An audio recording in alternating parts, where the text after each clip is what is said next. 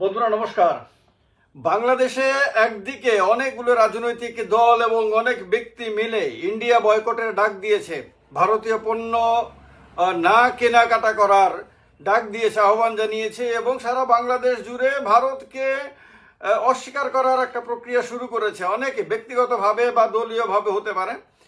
অন্যদিকে ভারতীয় নৌবাহিনী বাংলাদেশের জাহাজকে সমুদ্রে জলদস্যুদের হাত থেকে উদ্ধার করেছে।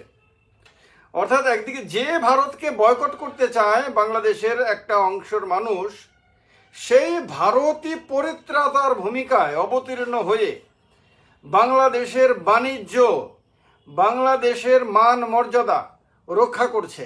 অদ্ভুত না ব্যাপারটা? বাংলাদেশের মানুষের এটা চিন্তা করার বিষয় ডেফিনেটলি, কারণ সোমালিয়ার জলদস্যুদের হাতে বাংলাদেশের যে জাহাজটি আপনার অপহৃত হয়েছিল, হাইজ্যাক হয়েছিল মঙ্গলবার দিন, তারপর আমরা একটা ভিডিওতে আলোচনাও করেছিলাম, সেই জাহাজটি ভারতীয় নৌবাহিনী বিশেষ অভিযান চালিয়ে উদ্ধার করেছে। এই জাহাজের মধ্যে যতজন বাংলাদেশি ক্রু আছে, বিভিন্ন দেশের হতে পারে, নাবিক টাবিক যারা আছে, সবার নিরাপত্তা নিশ্চিত করেছে ভারতীয় নৌবাহিনী। এটা চারটিখানি বিষয় না। ভারতীয় নৌবাহিনী বর্তমানে সমুদ্রের লিডার, এটা সারা পৃথিবী মানে। এর আগে ইরানেরও একাধিক জাহাজকে ভারতীয় নৌবাহিনী উদ্ধার করেছে, পাকিস্তানি নাগরিকদেরকে উদ্ধার করেছে জলদস্যুদের হাত থেকে। বিভিন্ন দেশের জাহাজ যখনই বিপদে পড়ছে, সে আরব সাগরে হোক, সে ভারত মহাসাগরে হোক, তখনই আবেদন জানাচ্ছে ভারতীয় নৌবাহিনীর কাছে। ভারতীয় নৌবাহিনী তখনই এক মুহূর্ত দেরি না করে বিশেষ অভিযান চালিয়ে তাদের পরিত্রাণের জন্য ছুটে যাচ্ছে এবং তাদেরকে উদ্ধার করছে। যতগুলো অপারেশনে ভারতীয় নৌবাহিনী নামছে, সবগুলোতে সফল হচ্ছে এবং তাদের বুদ্ধিমত্তা, তাদের কলা কৌশলের কাছে জলদস্যুরা অবাক হয়ে যাচ্ছে যে এক নতুন চ্যালেঞ্জ তাদের জন্য।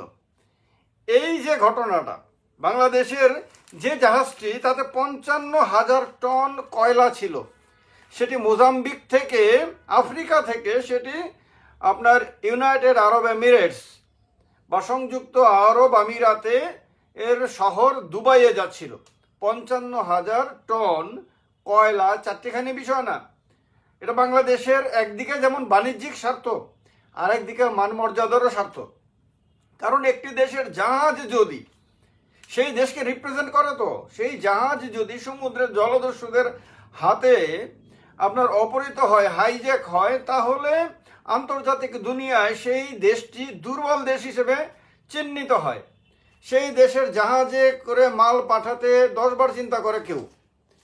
এই অবস্থাতে বাংলাদেশের পক্ষে তো ডেফিনেটলি, বাংলাদেশ যেহেতু এখনও একটি আপনার সামরিক দিক থেকেও বা সার্বিক দিক থেকেও যেহেতু ছোট রাষ্ট্র, দুর্বল রাষ্ট্র তুলনামূলকভাবে পৃথিবীতে অনেক রাষ্ট্রের তুলনায়, সে কারণে বাংলাদেশের পক্ষে তার নিজেকে রক্ষা করা সেক্ষেত্রে সম্ভব না।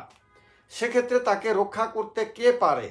তার বড় প্রতিবেশী, তার পাশের বড় দাদা, ডেফিনেটলি দাদার মতোই তো, বড় ভাইয়ের মতোই তো। আর ভারত থেকেই যেহেতু বাংলাদেশের সৃষ্টি হয়েছে, ভারত ডেফিনেটলি তার কাছে বড় ভাইয়ের মতন, ভারতই রক্ষা করতে পারে। যেমন বাংলাদেশের সৃষ্টিতে ভারতের বিরাট অবদান ছিল, এটা কেউ অস্বীকার করতে পারে না। এটা সারা পৃথিবীতে এখন বড় ইতিহাস, এটা গৌরবোজ্জ্বল ইতিহাস এটা।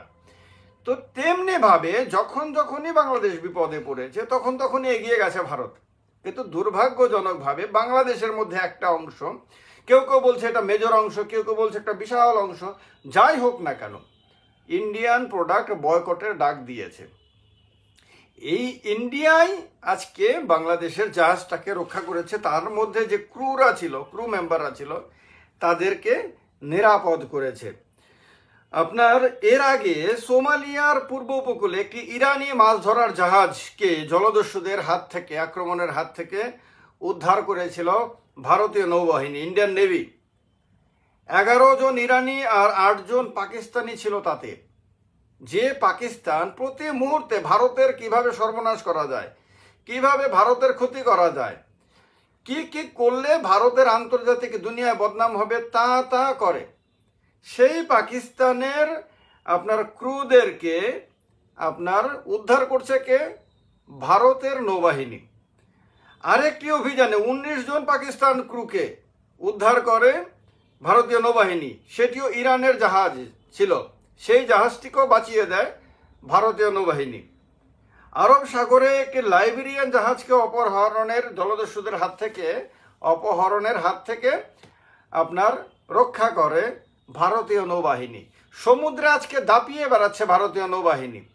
ভারতীয় নৌবাহিনীর বীরত্ব দেখে আমেরিকা পর্যন্ত চমৎকৃত, আমেরিকা, রাশিয়া, চীন পর্যন্ত চমৎকৃত। যেখানে যেখানে ভারতীয় নৌবাহিনী উপস্থিত আছে সেখানেই অন্যান্য যে দেশগুলো যাদের বাণিজ্য চলে, যাদের নানান ধরনের সামুদ্রিক কারবার চলে আইনগতভাবে, তারা সবাই নিশ্চিত যে ভারতীয় নৌবাহিনী আছে মানে বিপদে আমাকে রক্ষা করবে। এই রকম আজকে সমুদ্রের লিডার হয়ে দাঁড়িয়েছে সারা পৃথিবীর সামনে ভারতীয় নৌবাহিনী। আজকের দিনেও এটা প্রমাণিত হয়েছে।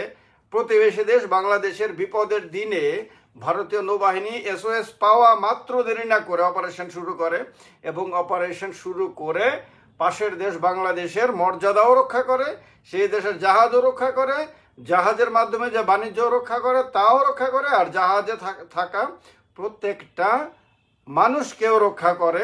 আর সোমালিয়ান জলদস্যুরা তাদেরকে পরাজিত করে, বারবারই পরাজিত করছে।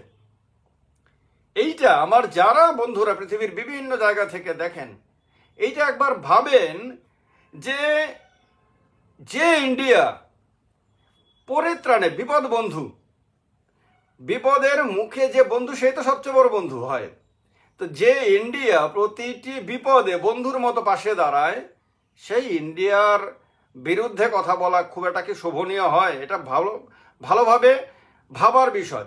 কেউ ভারতের বিজেপিকে নাও দেখতে পারে, কেউ ভারতের কোনো বিশেষ রাজনৈতিক নেতার বিরোধিতা করলে কোনো বিষয় না।